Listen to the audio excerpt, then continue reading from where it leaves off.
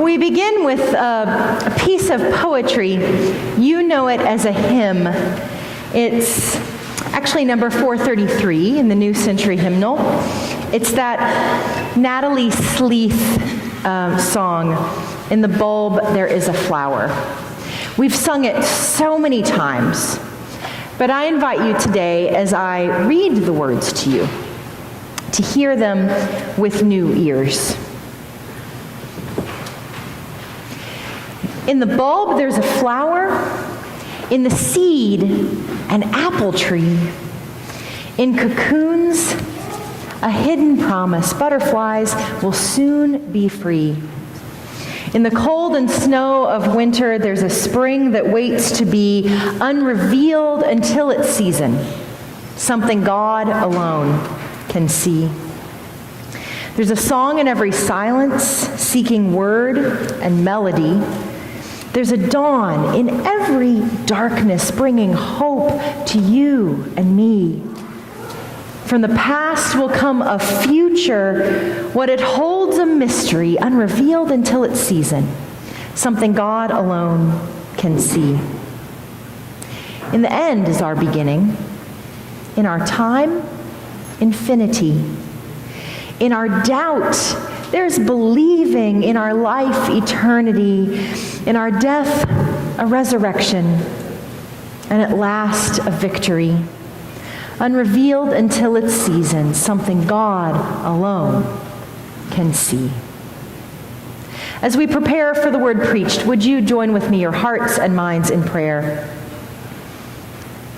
O God, may the words of my mouth and the meditations of each of our hearts be found acceptable in your sight, for you are our rock and our Redeemer. Amen. As we were reading this psalm this week, Pastor Connie and I and the pastors in town that we do Bible study with, and reflecting on these words, when the Lord restored the fortunes of Zion, we were like those who dream. The Lord has done great things for us. We were talking about the position in history that these folks must have had, to be able to look at one another and to tell this story. Remember? Do you remember when the Lord restored our fortunes?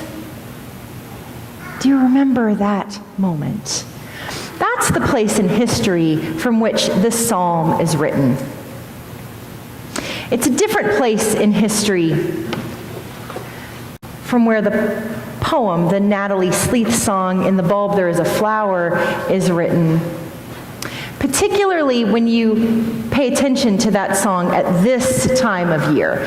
Now let me tell you, if you sing, "In the bulb there is a flower, in the seed an apple tree," in the spring, when the snow and cold of winter is melting into the spring that waits to be, that's one thing.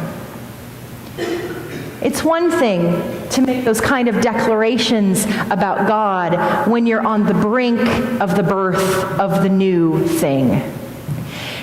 It's quite another. It's quite another to pay attention and to say those kinds of affirmations of faith at this point in the year. It snowed this week, y'all. It's not even Thanksgiving yet. It is quite a declaration of faith for us to stand at this point in history when the leaves are still falling off the trees and when there are ice storms and snowstorms, and to say, "In the bulb there is a flower." It's quite another thing.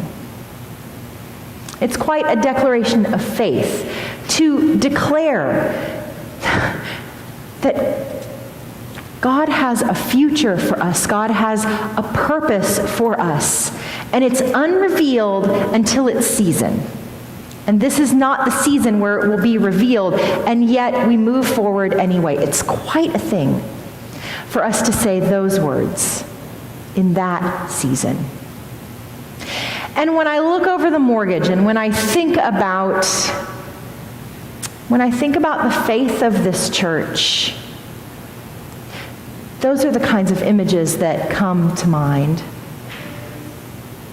There are so many of you in the congregation who are new because we're the kind of church that is a launch pad. We live in a town where people come and they go. And so there are lots of you who weren't here 10 years ago. When this congregation was going through a challenging time with leadership, with pastoral leadership, and in this time of interim, the congregation decided to take out a very large mortgage so that they could remodel Fellowship Hall and the kitchen and upgrade that kitchen to a commercial grade kitchen. It's quite an act of faith for a church to say, when they do not have a pastor installed, which was the case at the time, that you believe so much in the promises of God, that God has planted you in this place, and there's purpose and reason for that. And so we're going to take this step of faith, this leap of faith, and do this thing. Oh, it's quite a declaration of faith for you to have done that. And what I think is so interesting and so telling about the way in which God works, it's the piece in this hymn about mystery. From the past will come a future, what it holds a mystery, is that if you were to travel back in time and tell yourselves that in 2018 you would be feeding like 72 people a week and have between 25 and 35 volunteers coming in every week to be able to feed people, you would look at yourselves who have come from the future and say, that's not why we're building this kitchen. Because in the past, that's not what you thought. This congregation thought that you'd remodel the kitchen and the fellowship hall for perhaps another income stream, to be able to rent it to commercial entities. And yes, that's happened from time to time. But it's not the real seed that God was planting.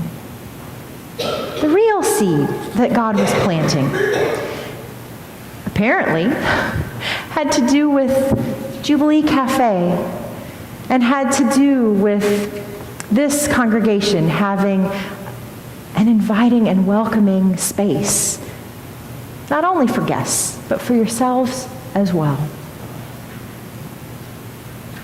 It's quite a thing to look into the mystery and say, God, we trust.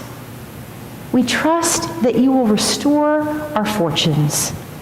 God, we know that you have done great things for us, as the psalmist says.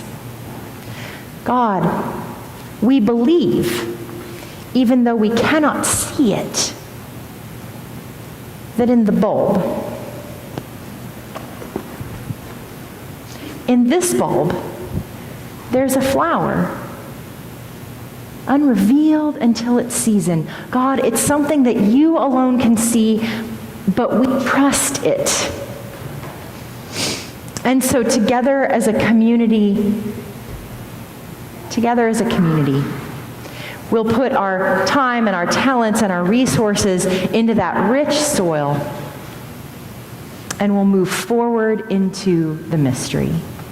Oh, friends, there is so much to be grateful for. We have been given so much by a God who loves us and blesses us and has created us to be a blessing for each other, for our neighbors, and for the world.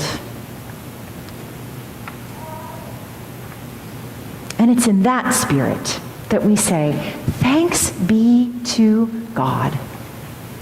And it's in that spirit that we continue to move forward into the mystery, unrevealed until its season, something God alone can see.